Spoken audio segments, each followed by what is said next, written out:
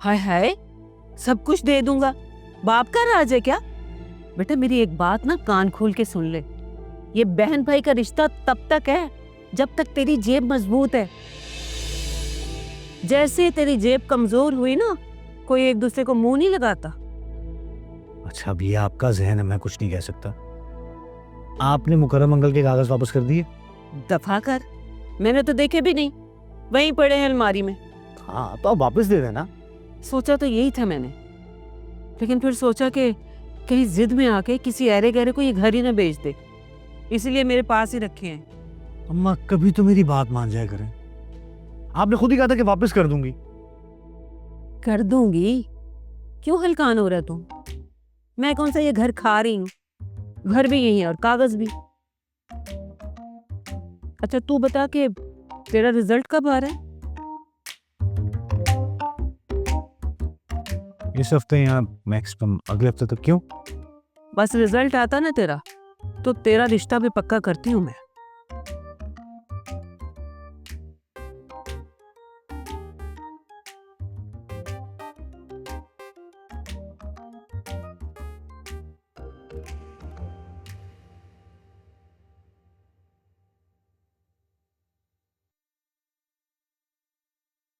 अब जब सब कुछ तुम्हारी मर्जी से हो रहा है तो फिर उदास क्यों हो?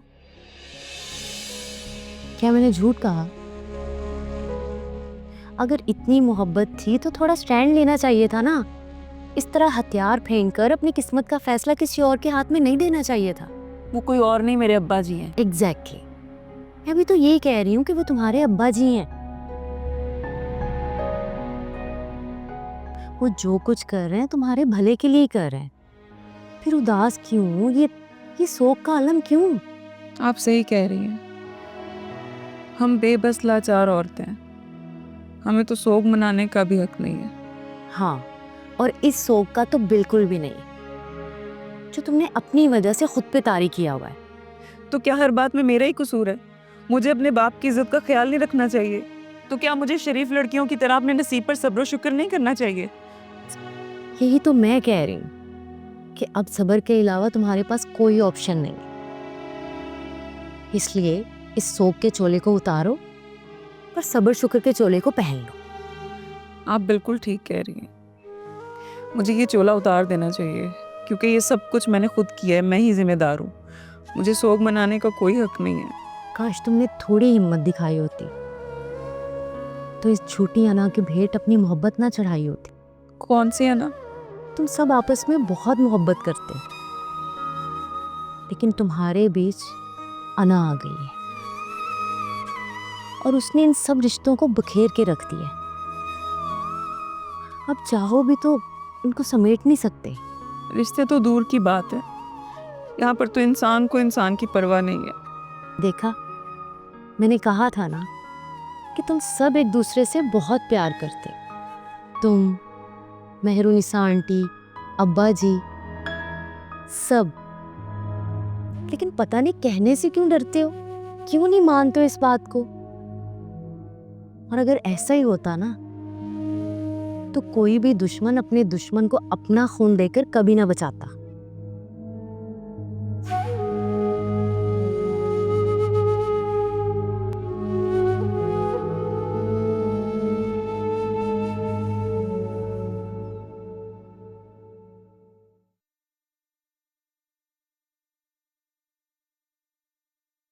एक्सक्यूज मी, वे अंग्रेजी बोलनी आती है, उर्दू पढ़ना भी सीख लेना था।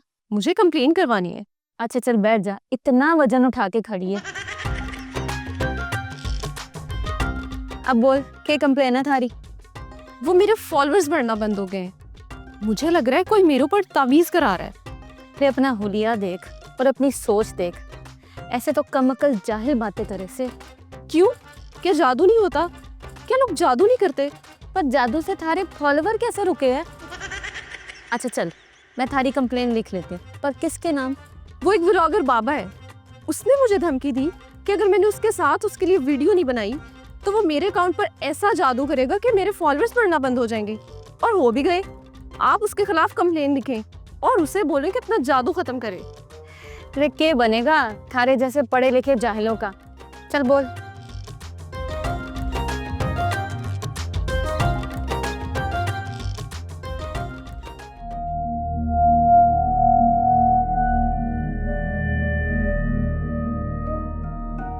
मशमा,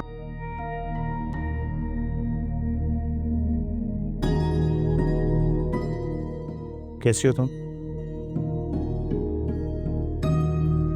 लगता है हार मान गई हो। तो जीतने को था ही क्या? जहाँ पर झूठ, धोखा और फ्रॉड हो वहाँ हारना लाजमी हो जाता है। मैंने तुम्हें कहा था कि हर हाल में मेरा एतबार करना, और तुमने किसका एतबार? जब आंटी ने कहा था कि मेरे सर की कसम खाओ तो क्यों नहीं खाई? क्यों सबके सामने ने झूठा नहीं किया? तुमने सबके सामने अपना जुर्म कबूल किया, और जब मुजरिम अपना जुर्म कबूल कर लेता है ना तो उसका एतबार नहीं किया जाता, उसे सजा दी जाती है। ये सच है, ये सच है कि मैंने अम्मा के कहने पे तुम्हारे साथ मोहब्बत का नाटक किया, लेकिन क्या तुम्हें नहीं पता कि बचपन से मोहब्बत करता हूं मैं तुमसे? तुम बताओ, क्या कभी ऐसा लगा कि मैं खेल रहा हूं तुम्हारे साथ? बस अहमद, मुझे अब तुमसे बहस नहीं करनी। जो हुआ है बहुत अच्छा हुआ है। वक्त से पहले मैंने तुम्हारा असली चेहरा देख लिया। मेरा असली चेहरा तुमने नहीं देखा, तुम वो चेहरा दिखाया जा रहा है जो वो चाहते हैं। मेरी छोड़ो, तुम्हें तो अपनी मोहब्बत पे एतबार नहीं है। वाह, क्या बात है। एतबार और एतमाद का भाषण देखो दे कौन रहा है? जो खुद कठपुतली बना हुआ है। क्या तुम्हें अपनी मोहब्बत पे यकीन था? अगर था तो फिर क्यों आंटी को मना नहीं किया? क्यों सबके सामने ऐलान नहीं किया? ये हम दोनों का फैसला था कि आहिस्ता आहिस्ता सब कुछ ठीक कर देंगे, और जब हमारे मोहब्बत की बात खुल गई तो तुम मुझे लावारिस करके जोड़ गई। मेरी मोहब्बत को लावारिस कर दिया तुमने मशमा। ये तुम ठीक नहीं किया, ठीक नहीं किया तुमने।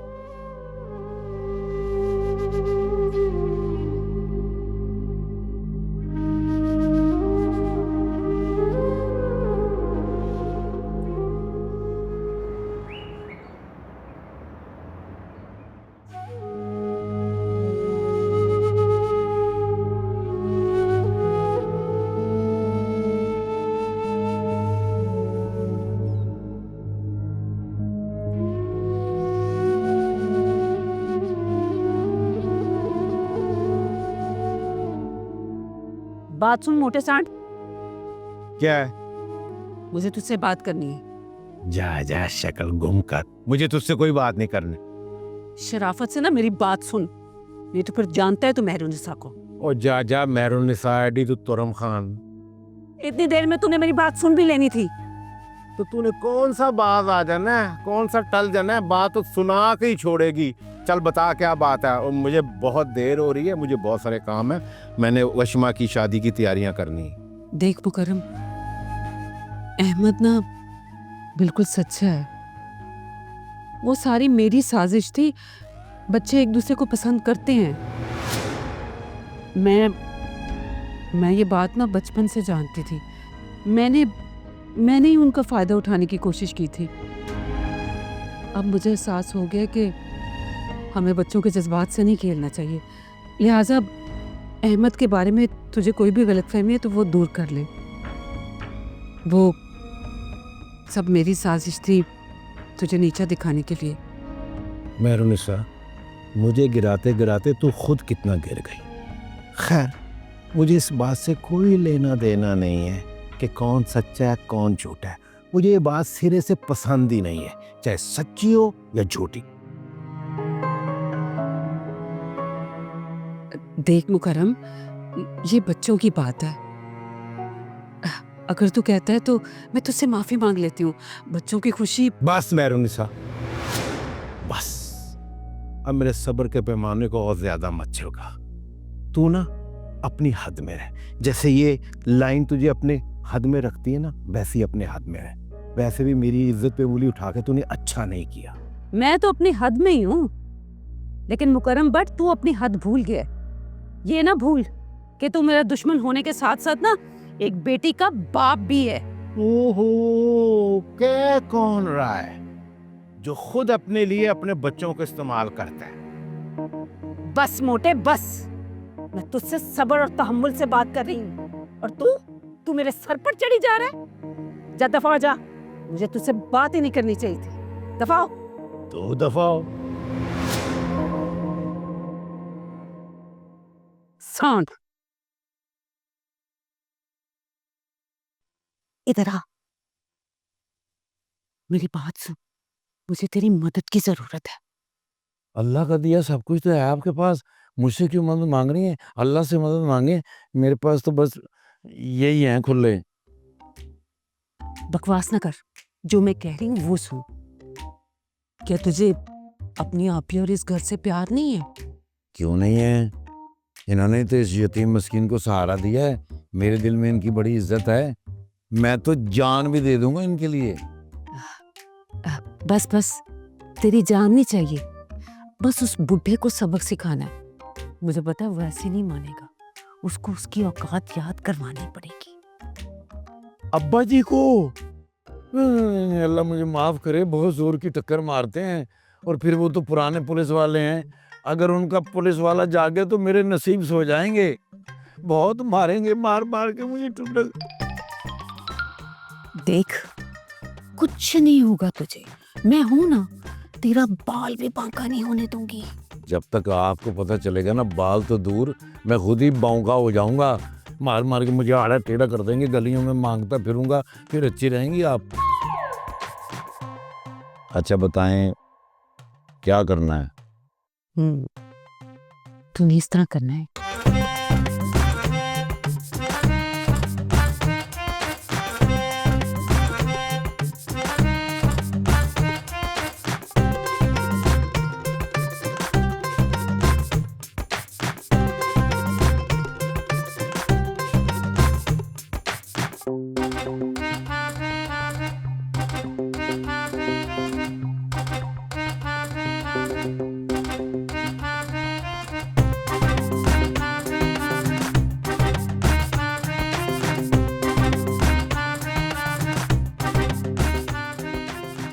आई एम सॉरी आपी,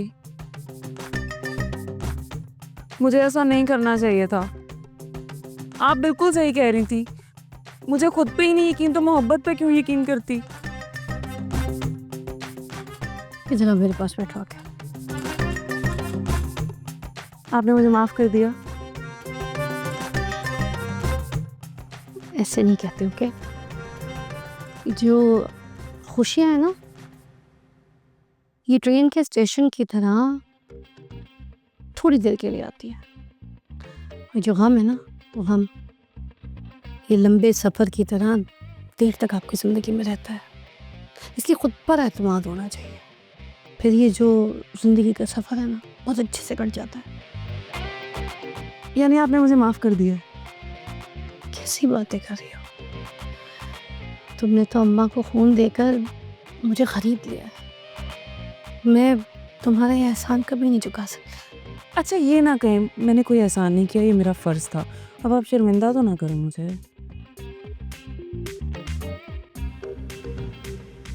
thank you, love you. Allah तुम्हारी हर दिली मुराद पूरी करे।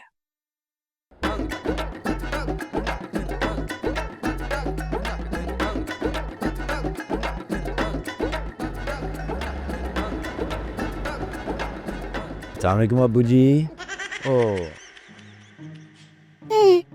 इस्लाम और सस्ते पुत्र, किधर गायब हो गया तू?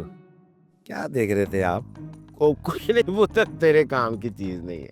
बस अब्बू जी मैं यहाँ से गुजर रहा था, मैंने कहा सलाम भी कर लूँ और थोड़ा सा आपको दबा दूँ, बड़े दिन हो गए आपको दबाया नहीं। हाँ नहीं पुत्र जी, और तुम वैसे भी मिलने आ सकते हो। वैसे मुझे इस बात की समझ नहीं आई कि तू अपना ऐसा गायब हो, लगता है तूने गोरी की गुलामी अभी से कबूल कर ली है। ऐसे की बात कहूँ अब्बा जी नाराज तो नहीं होंगे? नहीं नहीं, आज अगर अम्मा जी होती ना तो आपके हालात भी यही होते। कह तू सही रहा। ये जो है ना आदमी, इससे बड़ा बेरूपी कोई नहीं। ये पहले माँ से लाड उठवाता है और फिर बीवी के लाड उठाता है। मैं यहाँ से गुजर रहा था, मैंने सोचा आपको थोड़ी देर दबा के जाऊं। और पुत्र तू वैसे भी आ सकता, दबाना जरूरी तो नहीं है। आप मुझे अपना बेटा नहीं समझते? मैं तो आपको अपना माई बाप समझता हूँ। आज अगर मेरे माँ बाप जिंदा होते तो मैं उनकी खूब दिल भर के खिदमत करता। तो खिदमत करना, बातें ही करी जा रहा है। अब्बा जी मैं आपको दबाता हूँ ना तो मुझे बड़ा सुकून होता है। अच्छा मैं आज आपको दिल से दबाऊंगा ठीक है। तो आपको नींद आ जाएगी, आपके दिमाग को सुकून हो जाएगा। अच्छा बस फिर ठीक है। रू दबा। चल मेरा पुत्र, शाबाश। वाह माँ सदके। बड़ी मजबूत टांगे हैं जी, लगता है किसी बिल्डिंग के पिलर हैं। तू बात नहीं आता, तेरी बातें ये मुझे अच्छी लगती है। तू लोगों को हंसाता भी है बड़े अच्छे। हाँ।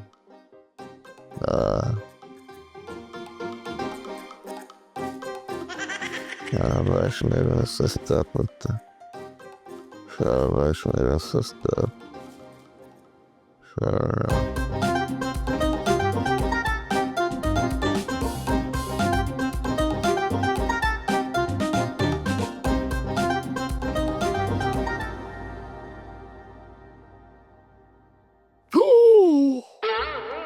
स्टॉक एक्सचेंज, शेयर वगैरह खरीद रहे हैं आजकल।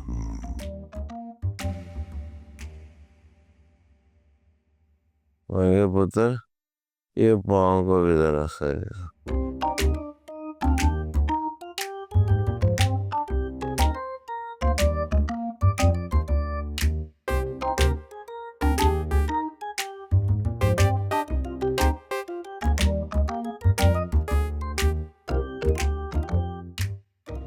मैं सोच रही हूँ छुट्टियाँ ख़त्म कर दूँगा सब, ड्यूटी ज्वाइन करूँ। बहुत हो गई आराम। तुम नहीं, मैं छुट्टियां खत्म करूंगा। क्यों? मैं क्यों नहीं?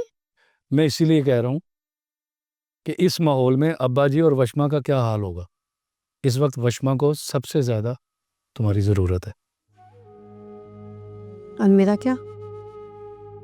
देखो तुम अच्छी तरह जानती हो कि वशमा एक जज्बाती लड़की है और मुझे डर है कि वो कहीं गुस्से में कोई कुकुड़ ही ना कर दे।